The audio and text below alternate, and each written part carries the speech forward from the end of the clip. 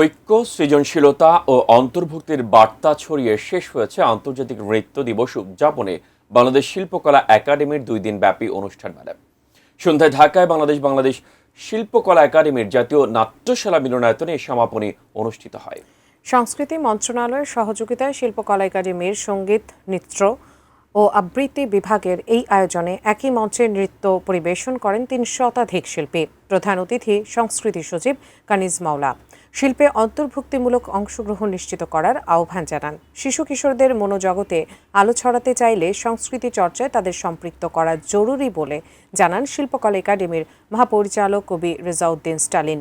সংস্কৃতির সঙ্গে অর্থনীতির মেলবন্ধন ঘটানোর উপর গুরুত্ব দিয়ে সংস্কৃতিকে পর্যটন বান্ধব করার কথাও বলেন তিনি। আন্তর্জাতিক নৃত্য দিবসের সমাপনীতে 23টি দল নৃত্য পরিবেশন করেন।